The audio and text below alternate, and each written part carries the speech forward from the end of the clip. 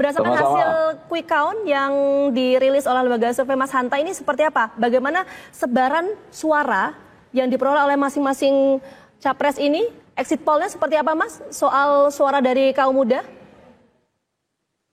Ya betul, exit poll ya tepatnya, bukan quick count. Kalau quick count itu bisa melihat sebaran dari sisi geografis atau wilayah. Tapi kalau exit poll itu bisa melihat perilaku pemilih, termasuk dari sebaran segmentasi berdasarkan usia. Nah ini yang menarik dari profil demografi pemilih 02, pasangan Prabowo Gibran, Vita, itu semakin usianya muda, itu semakin tinggi perolehan di paslon 2. Ini di data kami di exit poll, misalnya kita mengelompokkan menjadi 6 kelompok usia. Yang pertama misalnya saya dari bawah, dari yang usia tertinggi, yang segmentasinya paling kecil, lebih dari usia 71 tahun, ini silent generation, generasi yang sudah sangat senior itu 46,9%, kemudian baby boomers itu 53 sampai 71%, 71 tahun itu 47% perolehan untuk Prabowo Gibran. Nah, semakin naik nih, generasi X usia 41 sampai 52 tahun itu 51% ke paslon 2. Milenial matang, kita membelah 2 milenial, 31 sampai 40 tahun, itu 56% ke Prabowo Gibran. Ke milenial muda, usia 23 sampai 30 tahun, itu 65%. Nah, Gen Z, generasi Z, usia 17 sampai 22 tahun, itu hampir 70%, 68%. Ini yang menarik kalau kita perhatikan, semakin usianya muda pemilihnya, itu semakin banyak yang memilih Prabowo Gibran. Meskipun kalau secara keseluruhan di semua segmentasi usia, Prabowo Gibran itu unggul di semua segmentasi yang saya sebutkan 6 kategori usia tadi. Itu yang menarik. Yang kedua, dari semua yang unggul itu, seperti saya katakan tadi, semakin usianya muda, semakin puncak. Bahkan sampai 70% Gen Z itu memilih Prabowo Gibran. Sangat tebal sekali. Itu temuannya dari exit poll kami. Yang menarik untuk saya jadikan catatan dari temuan exit poll ini, Vita, pertama memang segmentasi pemilih muda ini kan sangat besar ya. Ini menjadi salah satu faktor yang sangat penopang kemenangan paslon 2, karena beberapa, misalnya kalau secara strategi politik ada 3 yang bisa kita analisa. Satu dari sisi kekuatan branding, personal branding. Branding apa? Bisa personal branding, bisa isu branding, atau bisa programnya. Yang kedua bisa dilihat dari mesin politik. Yang ketiga dari segmentasi yang disasar atau perilaku pemilih atau segmentasi pemilih yang paling utama. Nah, dari sisi pemilih tadi saya sudah sempat sampaikan. Nah, apa yang menarik dari sisi branding dalam persepsi publik?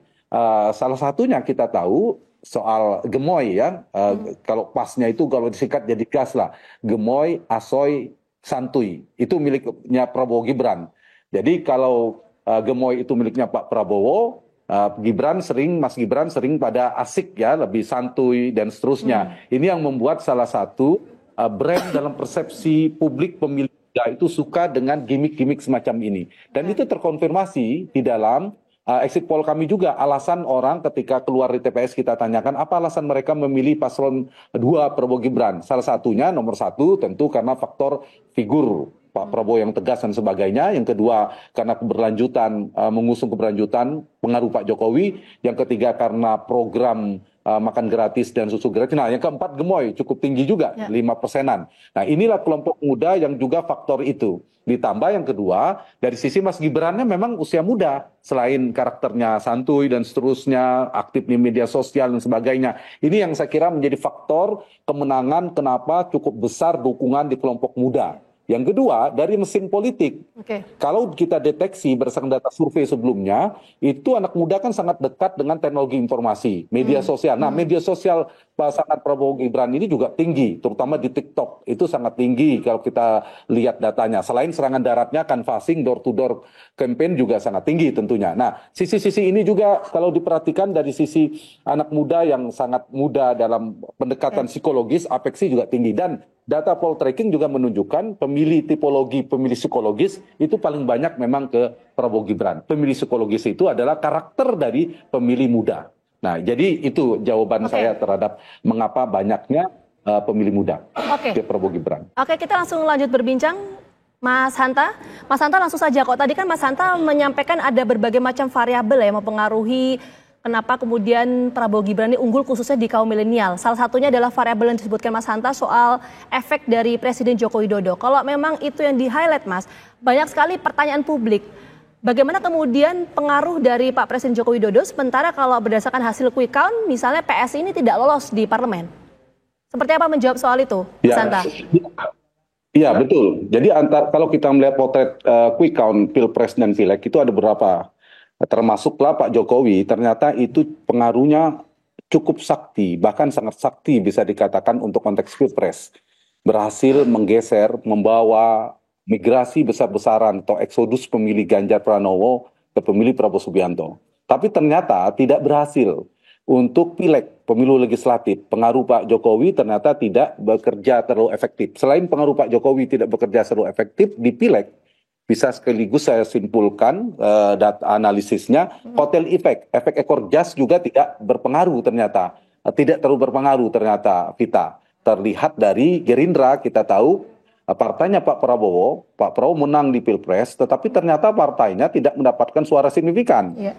Yang ternyata di bawah Golkar bahkan nomor 3 seperti sebelumnya. Itu juga terlihat. Jadi ada dua hal di Pileg itu yang terbaca. Sementara sebaliknya PDI Perjuangan meskipun turun trennya dibandingkan pemilu sebelumnya, PDI Perjuangan masih kemungkinan nomor 1 pemenang pemilu. Meskipun Mas Ganjarnya justru nomor 3. Jadi poin saya ada yang tidak bekerja efektif, justru itu efektif kuat di Pilpres. Di Pilpres ada dua faktor yang sangat kuat, faktor figur tentunya. Itulah yang menyebabkan mengapa Pak Prabowo memiliki suara signifikan 57 sampai 58% berdasarkan data quick count. Itu faktor figur tentu, bukan tidak determinan dari sisi faktor partai. Misalnya Pak Prabowo mendapatkan suara tinggi karena didukung oleh mesin partai, tidak terlalu signifikan. Terlihat partainya ternyata hanya 45% dari Gerindra, Demokrat, Golkar, dan PAN. Itu faktor figur jauh lebih besar. Yang kedua ada faktor Pak Jokowi. Nah sebaliknya itu tidak berlaku di pemilu legislatif.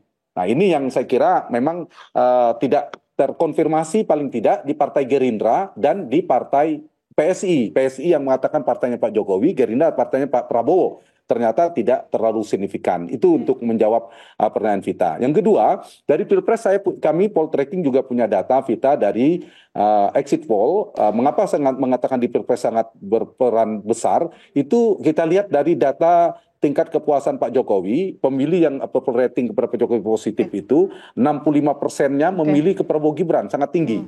Ke Anies itu hanya 16%, ke Ganjar hanya 14%. Yang tidak puas itu memang lebih banyak, mayoritas ke Anies Baswedan, 51%. Nah, pergeseran yang kedua yang mau dibaca dari data exit poll adalah pemilih 2019 yang lalu, Pilpresnya. Pemilih Pak Jokowi, Pak Ma'ruf Amin, itu bergeser di 2024, 57%-nya ke Prabowo. Sangat besar sekali. Ke Anies 17%, ke Ganjar 22%. Sementara pemilih Prabowo 2019, bagaimana pergeseran 2024? Itu 67% tetap memilih Prabowo di 2024. Hanya 28% ternyata berhasil bergeser ke Anies dan hanya 3% Ganjar Pranowo. Jadi faktor Prabowo dan faktor Jokowi, saya ngulang lagi di TV One, kemenangan faktor Prabowo Widodo dan Joko Subianto itu dua kekuatan besar yang bergabung menjadi faktor yang sangat determinan dalam kemenangan paslon 2.